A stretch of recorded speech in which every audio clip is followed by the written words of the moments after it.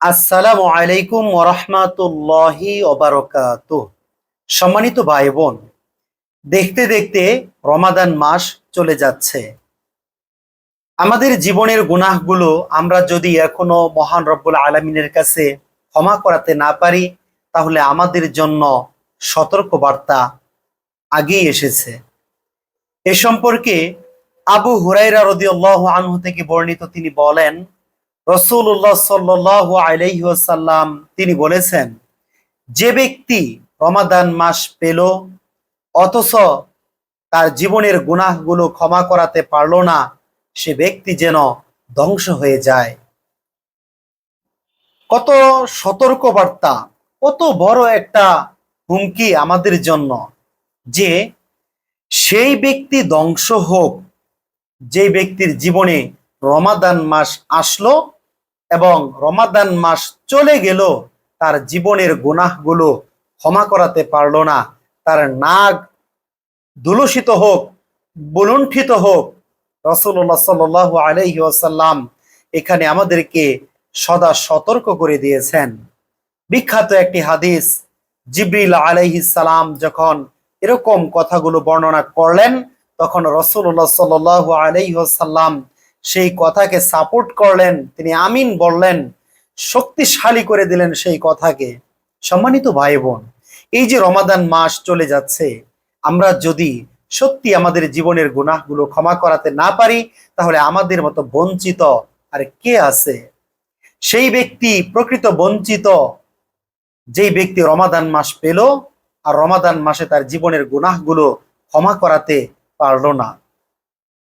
এই যে এত বড় একটা হুমকি, এটা কেন দেওয়া হয়েছে? কারণ এই রমাদান মাস হলো রহমতের মাস, এই রমাদান মাস হলো মাগফিরাতের মাস, এই রমাদান মাস হলো নাজাতের মাস। এই রমাদান মাসে জান্নাতের দরজাগুলো খুলে দেওয়া হয়, জাহান্নামের দরজাগুলো বন্ধ করে দেওয়া হয়। এই রমাদান মাসে শয়তানকে শৃঙ্খলাবদ্ধ করে রাখা হয়, মানুষ যেন খুব সহজে ইবাদত আমল করতে পারে। সম্মানিত ভাই বোন, শুধু তাই নয়, রাসূলুল্লাহ সাল্লাল্লাহু আলাইহি ওয়াসাল্লাম তিনি বলেছেন, যেই ব্যক্তি ইমানের সাথে সওয়াবের আশায় এই রমাদান মাসে সিয়াম পালন করবে, তার জীবনের পূর্বের সমস্ত গুনাহগুলো ক্ষমা করে দেওয়া হবে। তারপর যে ব্যক্তি ইমানের সাথে সওয়াবের আশায় এই রমাদান মাসে সিয়াম পালন করবে, সাথে সাথে কিয়াম করবে, রাতের সলাত আদায় করবে, তার জীবনের সমস্ত গুনাহগুলো মহান রব্বুল আলামিন ক্ষমা করে দিবেন। শুধু তাই নয়, আরো সুযোগ আছে। রাসূলুল্লাহ সাল্লাল্লাহু আলাইহি ওয়াসাল্লাম তিনি বলেছেন, যেই ব্যক্তি রমাদান মাসে লাইলাতুল কদর রাত্রে যে সলাত আদায় করবে, কিয়ামুল লাইল করবে, তার জীবনের সমস্ত গুনাহগুলো ক্ষমা করে দেওয়া হবে। এই যে এত এত পরিমাণে, বেশি পরিমাণে এত হাদিসগুলো আমরা জানতে পারি, এত সুযোগ, এত ক্ষমা পাওয়ার সুযোগ মহান রব্বুল আলামিনের পক্ষ থেকে তিনি আমাদেরকে দিয়েছেন। এর পরেও আমরা যদি নিজের জীবনের গুনাহগুলো ক্ষমা করাতে না পারি, তাহলে সত্যিই আমরা যেন বঞ্চিত হলাম, সত্যিই আমরা যেন ধ্বংস হয়ে গেলাম। সম্মানিত ভাই বোন, এই রমাদান মাসে গুনাহ মাফের আরো বিভিন্ন উপায় রয়েছে। এক নাম্বার উপায় হলো সিয়াম পালন করা। এই সিয়াম পালন করার মাধ্যমে আমরা আমাদের জীবনের গুনাহগুলো ক্ষমা করাতে পারি। তারপর রাতের সলাত আদায় করার মাধ্যমে আমরা আমাদের জীবনের গুনাহগুলো ক্ষমা করাতে পারি। কিয়ামুল লাইল আদায় করার মাধ্যমে আমরা আমাদের জীবনের গুনাহগুলো ক্ষমা করাতে পারি। কোরআনুল কারীম বিশুদ্ধভাবে তিলাওয়াত করার মাধ্যমে আমরা আমাদের জীবনের গুনাহগুলো ক্ষমা করাতে পারি।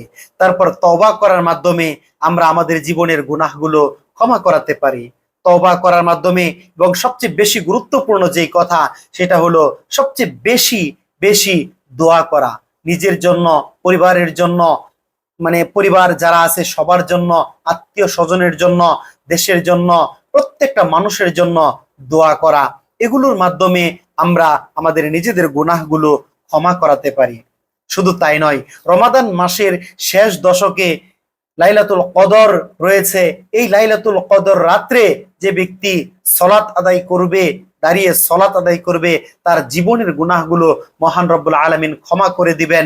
এই যে এত এত সুযোগ থাকার পরেও একজন কোনো ব্যক্তি যদি তার জীবনের গুনাহগুলো ক্ষমা করাতে না পারে, তাহলে সেই ব্যক্তি সত্যি সত্যি বঞ্চিত, সেই ব্যক্তি সত্যি সত্যি ধ্বংস হোক। সম্মানিত ভাই বোন, এই যে আমরা দেখতে পেলাম এত এত সুযোগ, এই সুযোগগুলো আমরা যদি আমাদের জীবনে কাজে লাগাতে না পারি, এই রমাদান মাস পেয়েও আমরা যদি আমাদের জীবনের গুনাহগুলো ক্ষমা করাতে না পারি, আমাদের মতো দুর্ভাগা, আমাদের মতো বঞ্চিত লোক আর কে হতে পারে?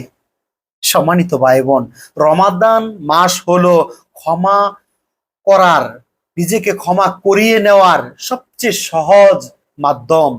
এত এত উপাদান থাকার পরেও আমরা যদি আমাদের জীবনের গুনাহগুলো ক্ষমা করাতে না পারি, তাহলে সত্যি সত্যি আমরা সবচেয়ে বড় দুর্ভাগা এবং ক্ষতিগ্রস্ত এবং বঞ্চিত। তাই সম্মানিত ভাই বোন, আসুন রমাদানের এই শেষ মুহূর্তে আমরা মহান রব্বুল আলামিনের কাছে তওবা করি, আমাদের ভুলগুলোর জন্য তওবা করি। আমরা যারা এখনো ইবাদত করতে পারতেছি না, কোরআন তেলাওয়াত করতে পারতেছি না, আসুন মহান রব্বুল আলামিনের কাছে সবচেয়ে বেশি পরিমাণে দোয়া করি।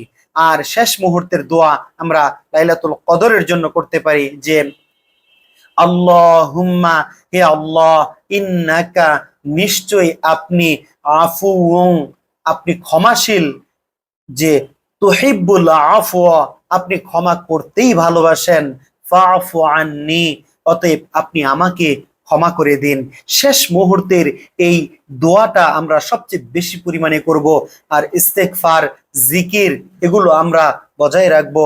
আর সবচেয়ে বেশি মহান রব্বুল আলামিনের কাছে কান্নাকাটি করে, চোখ দিয়ে পানি বের করে মহান রব্বুল আলামিনের কাছে সাহায্য চাইবো, আমরা যেন দিনের উপর অবিচল থাকতে পারি। আল্লাহ তাআলা এই রমাদান মাসে আমাদেরকে কবুল করুন, এই রমাদান মাসকে কবুল করুন, রমাদান মাসের আমাদের কিয়ামুল লাইল গুলো কবুল করুন, আমাদের সিয়াম কবুল করুন, সর্বোপরি আমাদেরকে ক্ষমা করে দিন। সর্বোপরি মহান আল্লাহ তাআলার কাছে আমরা ক্ষমা চাই। হে আল্লাহ, আপনি আমাদেরকে ক্ষমা করে দিন, আপনি আমাদেরকে বঞ্চিত করবেন না। এই রমাদানের পরিপূর্ণ হক যদিও আমরা আদায় করতে পারিনি, তারপরেও আপনার কাছে আমরা সাহায্য চাচ্ছি। আপনি আমাদেরকে পূর্ণ মাগফিরাত, পূর্ণ নাজাত আপনি আমাদেরকে দিন, আমাদের উপর রহমত নাজিল করুন, আমাদের উপর প্রশান্তি নাজিল করুন। হে আল্লাহ, এই রমাদানকে কেন্দ্র করে আমাদের জীবনের গুনাহগুলো আপনি ক্ষমা করে দিন, আমাদেরকে নিষ্পাপ করে দিন।